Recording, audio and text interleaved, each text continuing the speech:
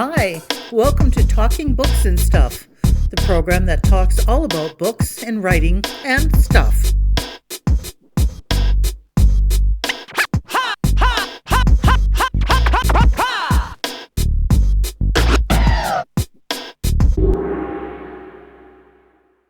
Here's your host, Dennis Rimmer. It's Talking Books and Writing and Stuff. And today, all the way from Saskatoon, a whole 66 kilometers away from our home base here in Radisson, Saskatchewan, Adam Pottle is with us. We're talking about a book called Voice on Writing with Deafness. So, Adam, maybe you can tell us a little bit about your early life and how you got into being a writer. Oh boy, okay. I'll do my best here. I was born in Kamloops, British Columbia in 1984. I was born deaf, but it wasn't discovered until I was about maybe 3 or 4.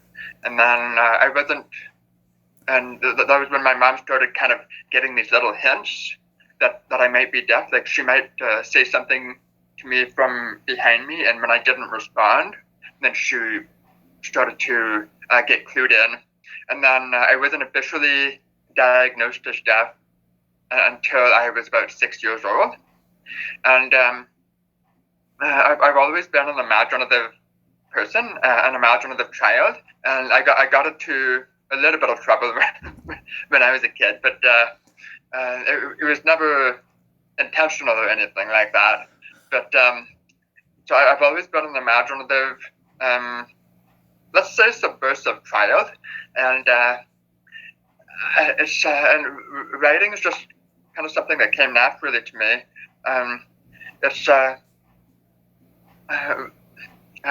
Up until I was about in high school, I was always drawing. I was drawing pictures or painting or doing things like that. When I was 14 years old, I actually had a cartoon in the local newspaper, which was the Prince George Citizen in Prince George, BC. And but then when I was about 16, I had this English teacher in high school. His name was Dr. Ian Kluge, and he was this big, bald, burly man who had these darting little eyes behind his glasses, and he would just tell these stories in English class with this magnificent energy.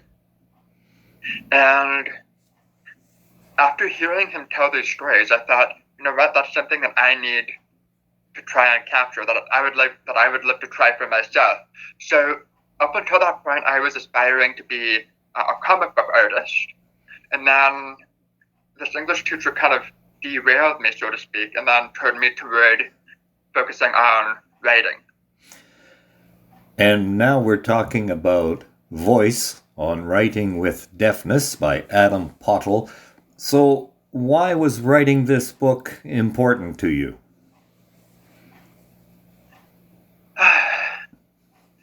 That's a great question. One of the things that writing this book did for me was it allowed me to work through some internalized ableism that I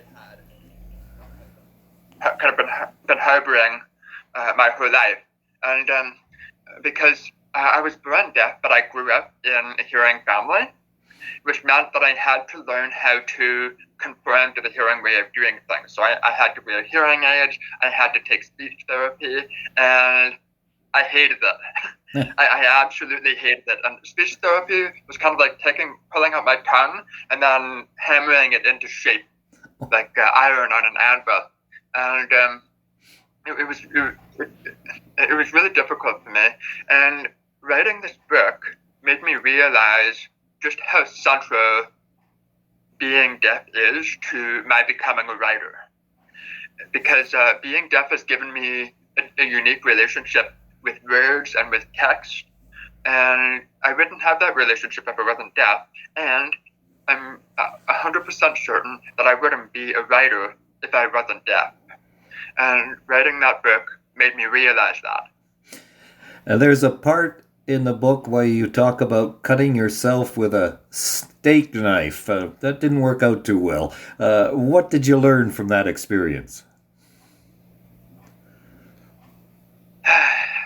Digging right into it, are we? Yeah, it was.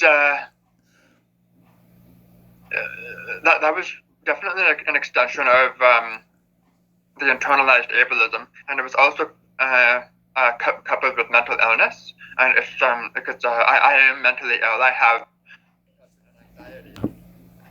Internalized ableism has, from time to time, exacerbated that. And that strain that you were just talking about was part of that. And I had a number of times where I didn't feel like I had any other recourse except to resort to things like self-harm or contemplating suicide or things like that. It was really dim, but I like to think that I'm a little bit better at coping now. Good.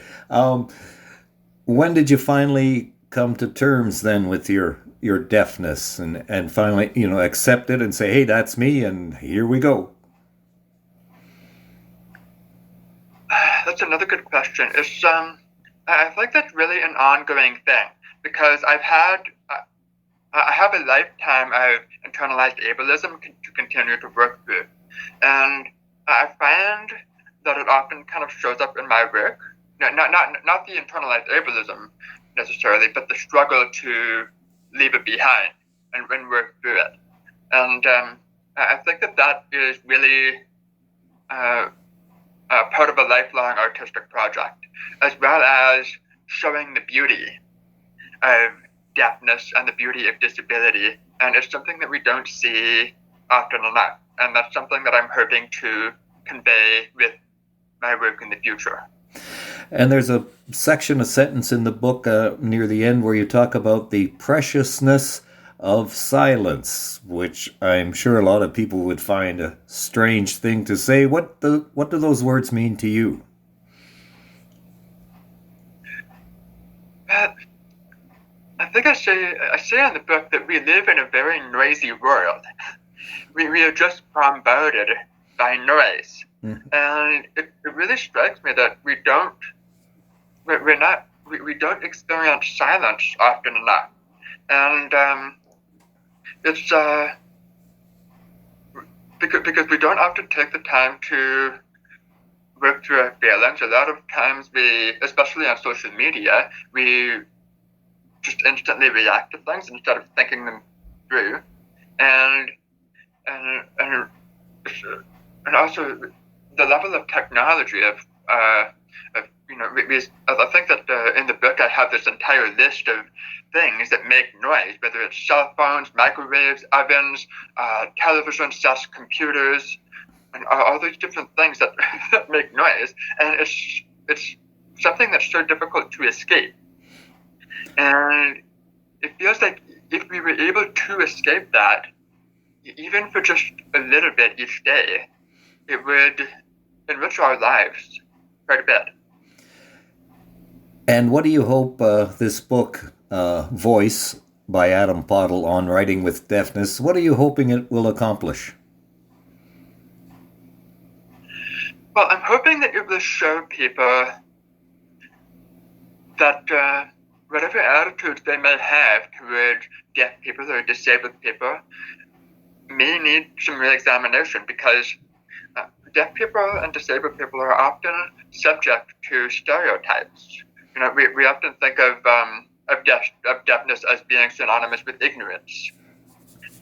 We often use the phrase things like falls on deaf ears, or that this person is tone deaf, and it's something that's really harmful, and it's completely inaccurate, because everybody that I know in the deaf community is hyper aware, and so that stereotype does not hold up at all. And also I'm hoping that people are able to see the artistic value and the beauty and the dynamic nature of disability and of deafness as a result of reading this book. Adam Pottle has been our guest. He has a BA, an MA, a PhD. Adam, what's next for you? Oh boy, that's an excellent question, Dennis. At the moment, I just this past weekend, and we're in mid to late December now.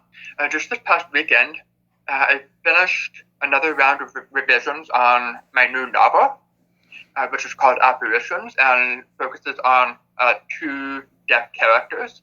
So I'm hoping to kind of finish the next round of revisions within the next few weeks, and then send it to my agent, and hopefully they like it. Fingers crossed. And then I'm also working on the script for a graphic novel that focuses on a deaf school in Boston in the early part of the 20th century. And also I'm currently the writer in residence at Sheridan College. And I'm looking forward to the next term when I get to work with the faculty and the students there. That's great. Well, thank you very much for being with us today. Thank you so much for having me today, Dennis. Thank you for visiting with us today. This is Talking Books and Stuff with Dennis Rimmer. Contact him at dennis@talkingbooks.tk. Thank you, and may all the good news be yours.